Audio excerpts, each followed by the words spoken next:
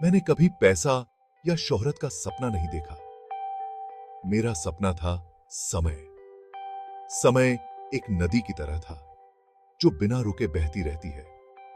मैं उसके स्रोत को छूना चाहता था, उसकी धाराओं को महसूस करना चाहता था। बचपन से ही मैं भौतिकी और इतिहास की किताबें पढ़ता रहता था। मुझे लगता था कि अतीत मुझे बुला रहा है, ऐसे रहस्य बता रहा है जो अभी तक अनदेखे हैं। अर्जुन अलग था। वो जानता था कि उसे क्या करना है। वो एक टाइम मशीन बनाएगा। लोग उसका मजाक उड़ाते थे, उसे पागल कहते थे, लेकिन अर्जुन डिगा नहीं। वो रात रात भर अपने लैब में समीकरणों पर काम करता रहा। वो अपने दिलो दिमाग से मानता था कि समय यात्रा संभव है। उसकी लैब उसकी शरण स्थली थी, जो तारों और सर्किट से भरी हुई थी और संभावनाओं से गूंज रही थी। वो बिना थके काम करता रहा, एक ऐसी शक्ति से प्रेरित होकर जिसे वो समझा नहीं सकता था। वो सदियों के बोझ को अपने कंधों पर महसूस करता था। अतीत की गूंज उसे आगे बढ़ने के लिए प्रेरित करती थी। सालों की मेहनत धुंधली सी याद बन गई। मुझे अपने लैब के बाहर की दुनिया का होश ही नहीं रहा। मैं अपने प्रयोगों के लिए जीता था, हर छोटी जीत के रोमांच के लिए। धीरे धीरे मशक्कत से मेरा सपना हकीकत में बदलने लगा। टाइम मशीन आकार लेने लगी।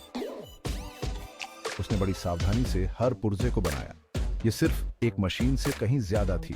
ये उसके जीवन का काम था, ब्रह्मांड को उसकी भेंट। उसने अपना तन मन उसकी रचना में लगा दिया, असंभव में अटूट विश्वास से प्रेरित होकर। आखिरकार वो दिन आ ही गया। उसकी रचना उसके सामने खड़ी थी, उसके अटूट समर्पण का प्रमाण। हवा में उत्सुकता का संचार हो गया था। वो ऊर्जा को तारों से गुजरते हुए महसूस कर सकता था, संभावनाओं की एक सिम्फनी जो उजागर होने की प्रतीक्षा कर रही थी। अर्जुन जोखिमों को जानता था।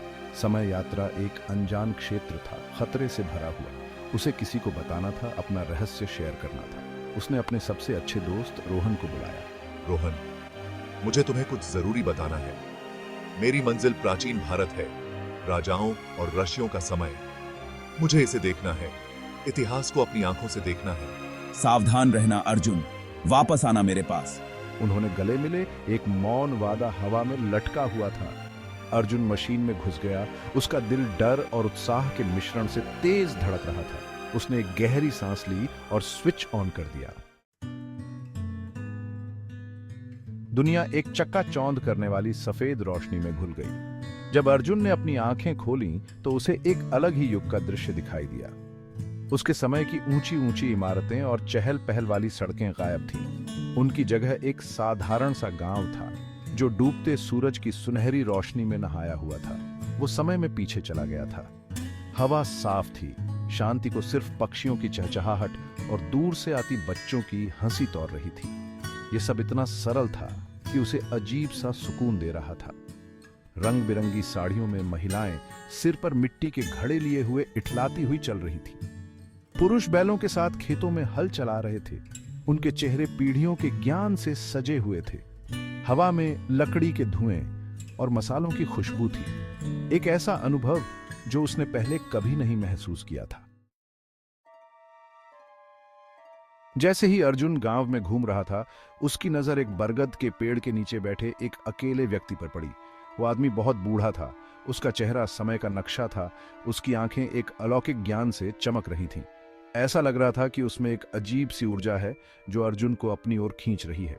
झिझकते हुए अर्जुन उसके पास गया। बूढ़े व्यक्ति ने एक रहस्यमयी मुस्कान दी, एक ऐसी मुस्कान जो अर्जुन की आत्मा को भेदती हुई प्रतीत हो रही थी। तुम बहुत दूर से आए हो, बूढ़े व्यक्ति ने कहा। उसकी आवाज में एक धीमी गड़गड़ाहट थी। तुम समय के गलियारों में क्या ढूंढ रहे हो? अर्जुन बूढ़े व्यक्ति की बातों से हैरान होकर हकलाते हुए बोला, मैं अतीत देखना चाहता था, समझने के लिए। बूढ़े व्यक्ति ने सहमति में सिर हिलाया। उसकी आंखें शरत से चमक रही थीं। समय, उसने कहा, एक भ्रम है। असली यात्रा आत्मा की होती है। और इस तरह अर्जुन की असली शिक्षा शुरू हुई। गांव का एक रिवर्ड सेज बूढ़ा व्यक्ति उसका मार्गदर्शक बन गया। वे बरगद के पेड़ के नीचे बैठ गए। उनके चारों ओर गांव का जीवन घूम रहा था। बूढ़े व्यक्ति ने प्राचीन ज्ञान के बारे में, सभी चीजों के आपस में जुड़े होने के बारे में बताया। उसने राजाओं और रानियों के बारे में, युद्धों और शांति संधियों के बारे में बताया। उसने प्रेम और वियोग, साहस और बलिदान की कहानियां सुनाई।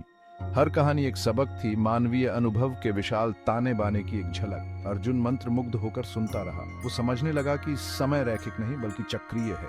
अतीत, वर्तमान और भविष्य सभी आपस में जुड़े हुए हैं, हर एक दूसरे को प्रभावित करता है। उसने समय को नियंत्रित करने, उसे अपनी इच्छा के आगे झुकाने की कोशिश की निरर्थकता को महसूस किया। खोज की असली यात्रा, बूढ़े व्यक्ति ने एक दिन कहा। उसकी आवाज मुश्किल से सुनाई दे रही थी। नए परिदृश्यों को खोजने में नहीं बल्कि नई नजरें रखने में है। अर्जुन ने इन शब्दों पर विचार किया। उनका अर्थ धीरे धीरे उस पर हावी हो रहा था। वो एडवेंचर की तलाश में आया था, अतीत की एक झलक पाने के लिए, लेकिन उसने महसूस किया कि असली यात्रा अंदर की ओर थी। ये खुद को समझने के बारे में था, अहंकार और इच्छा की उन परतों को उतारने के बारे में था जो उसकी धारणा को धुंधला कर रही थी। उसने महसूस किया कि समय यात्रा शारीरिक रूप से जगह बदलने के बारे में नहीं बल्कि अपने दृष्टिकोण को बदलने के बारे में है। यह समझने के बारे में था कि वर्तमान क्षण ही वास्तव में मायने रखता है। हर अनुभव, हर बातचीत विकास का अवसर है।